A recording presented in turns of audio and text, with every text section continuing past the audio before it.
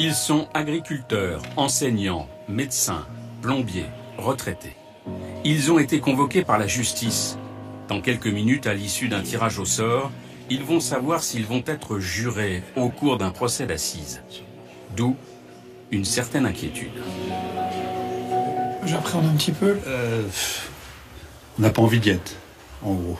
Il va falloir vraiment que je mette mes sentiments de côté et mes émotions. Donc c'est ce qui va être le plus difficile pour moi.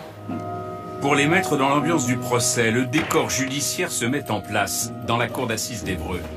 On installe les scellés, le dossier d'instruction.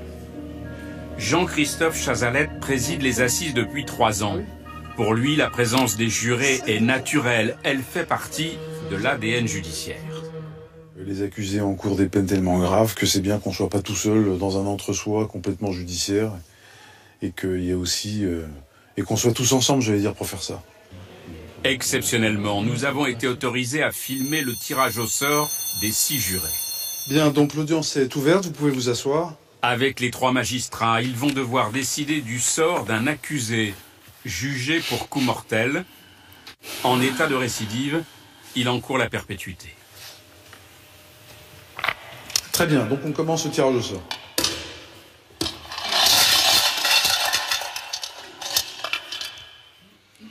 Jury numéro 15. À l'appel de son nom, le juré se lève pour rejoindre sa place aux côtés des magistrats. Parfois, on se rassoit aussitôt. Récusé. Récusé par l'avocat de la défense ou par l'avocat général, sans aucune explication. Mesdames, messieurs les jurés, je vous demande bien vouloir vous lever. La Cour va recevoir votre serment. Voici la formule du serment. De n'écouter ni la haine ou la méchanceté, ni la crainte ou l'affection. Je le jure. Je le jure. Je le jure. Très bien, je vous remercie. Vous pouvez vous asseoir. Le procès est prévu sur 3 jours. Mais pour juger en son âme et conscience, pour éventuellement condamner à une lourde peine, les jurés ont été invités quelques jours plus tôt à visiter une prison. Pour tous, c'est une première. Pour passer le portique, vous enlevez montre, ceinture, bijoux en pacotille. Centre de détention de Val-de-Reuil, 760 détenus, des courtes peines, mais aussi des perpétuités. 1h30 derrière les barreaux, guidés par les surveillants de prison, pour comprendre, appréhender l'univers carcéral. Des grilles, des couloirs sans fin, des cellules. N'hésitez pas à rentrer, à regarder. Je ne referme pas la porte derrière, ne vous inquiétez pas. On regarde, on imagine, on se projette, on commente.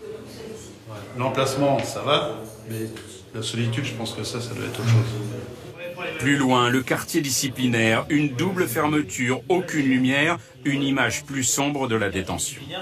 Et là, passer 23 heures sur 24, effectivement, dans une cellule comme ça, ouais, c'est glaçant quand même. Hein. C'est curieux. Vous n'êtes déjà plus le même juré? Non, oui, c'est tout à fait. Je pense que ça doit pouvoir effectivement influer peut-être sur notre façon de voir après le procès. Une cour de promenade totalement grillagée.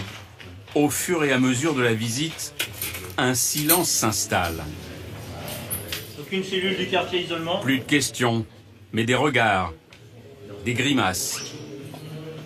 Le malaise est palpable. Moi, j'ai la boule au ventre. Déjà, je suis pas bien. Déjà. Vous n'étiez jamais rentré en détention? Non. C'est un choc. Dans le bus qui les ramène vers le palais de justice d'Évreux, les jurés sont songeurs, perturbés ou renforcés dans leurs convictions. En quoi ça a changé votre regard? Là, ça n'a pas changé grand-chose. Je trouve que c'est pas si mal que ça.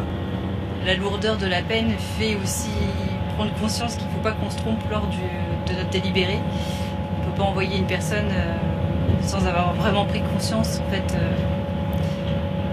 de ce qu'ils vont devenir là-bas. Une visite en prison à laquelle ils vont repenser quand il faudra décider du sort de l'homme accusé de coup mortel. Pour l'heure, ils quittent la salle d'audience pour rejoindre la salle où plus tard, ils vont délibérer. Le système, c'est que les portes... Le président leur donne alors quelques recommandations. Il faut quand même que vous soyez tous vigilants quand vous êtes dans Évreux au moment des repas, etc. Donc faites attention quand vous discutez, si vous discutez de l'affaire, à le faire de manière discrète. Hein, et le mieux, c'est de ne pas en discuter quand vous êtes à l'extérieur. Experts, témoins, familles vont défiler à la barre pendant 3 jours. À aucun moment, les jurés ne peuvent laisser transparaître leurs convictions, leurs émotions. En revanche, ils peuvent prendre des notes. Dernier jour du procès, place aux plaidoiries, aux réquisitoires et au verdict. Pour les jurés, l'heure du choix. Je suis un petit peu anxieux là. Anxieux parce qu'il va falloir se juger. Oui, il va falloir décider. Bon, on n'est pas tout seul à les prendre, c'est sûr, mais bon, faut réfléchir quand même aux conséquences. Munis de leurs notes, ils pénètrent dans la salle des délibérés. Ils n'en sortiront qu'après avoir voté sur la culpabilité et la peine. Sur la table, des bulletins de vote, une urne, tout sera broyé ensuite, le vote devant rester secret. 2h30 plus tard, le verdict tombe, 30 ans de réclusion criminelle. À la sortie, les visages sont graves. Une seule envie, quitter le palais de justice au plus vite. Je suis désolée, mais il faut que j'y aille. C'était difficile. C'est difficile. C'est jamais facile, hein. 30 ans, pas facile. On apprend beaucoup de choses et puis c'est une responsabilité qu'on partage. C'est aussi une expression de la démocratie et c'est vrai que c'est bien qu'on se remette ça en tête un petit peu. C'est une très grosse responsabilité morale. Donc c'est vrai qu'après on est un petit peu flagada tous. Tous les jurés le disent, ils sortent différents de cette expérience, parfois réconciliés avec la justice. Demain, d'autres jurés viendront à leur tour juger d'autres accusés.